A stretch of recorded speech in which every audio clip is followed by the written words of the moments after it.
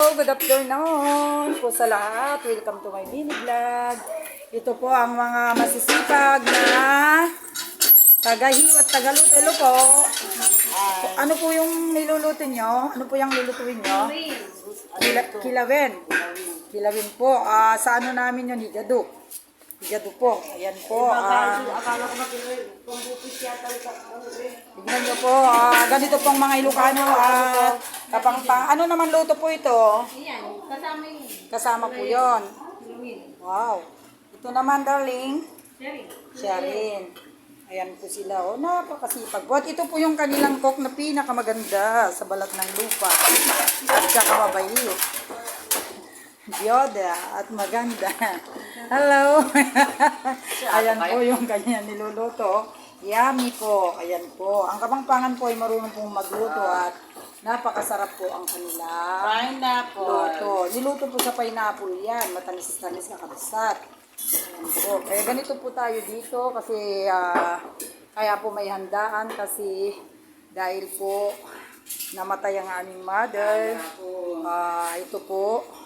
Naghahanda po para bukas na po kasi yung last night po kasi ngayon. Ayan po. So nagluluto po kami para dito. Ayan po. Ayan. Luluto po tayo ng mga pansit. Kumusta po mga madam? Ayan po sila. Ayan po yung mga cook, kakabisat. Ayan. Hello. Hi. Po. Nakikita nyo po sila. Ayan. Daming gulay. Ito na yung chicharo, kakabisat. Oh. Ayan. Andyan na pala kayo. Parating lang. Oh, sandali lang. Magbablog ako. Ayan po yung ating iluluto pong pansit ay napakadami po, napakasarap.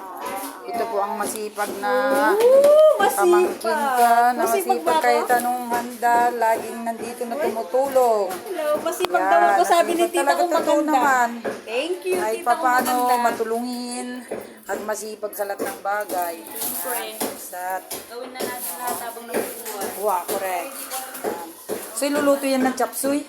Opo. Oh, tingnan ba yung chapsuy?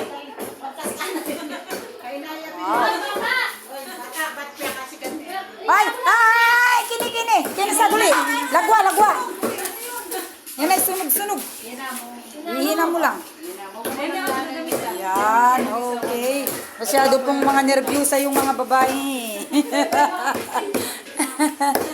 So, takot na po sila. Sa ang ating kailangan hihina paano ituro mo sa kanila. Parang sarap yung lani. Oh, patikin mo isa. Di pa luto. Di pa luto yan? Ay, hindi ko daw luto. Ano hihina daw? Mukhang masarap kasi nagluluto kaya masarap din. Masarap yung nagluluto kaya masarap din.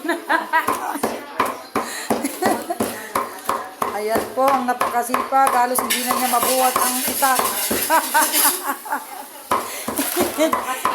Dahil po sa maraming problema kasi hindi nakatulog kagabi kaya wala nang lakas. Yan, wag lang po kayong lalapit dyan at baka matagal. Ito po, tignan niyo po yung nakatay po na baboy ay napakaganda po ng kanyang manipis pa yung kanyang taba kasi. Ito po ang katas ng baka na baboy. Ayan po sila.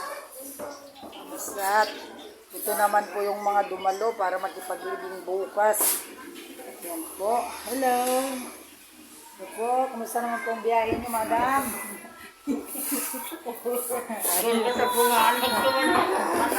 Ano, madam? Kumusta naman ang biyahe?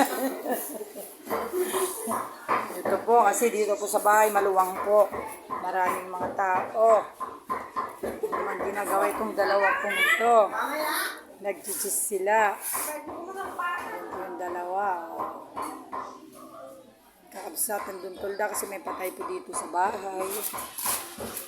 Ayan.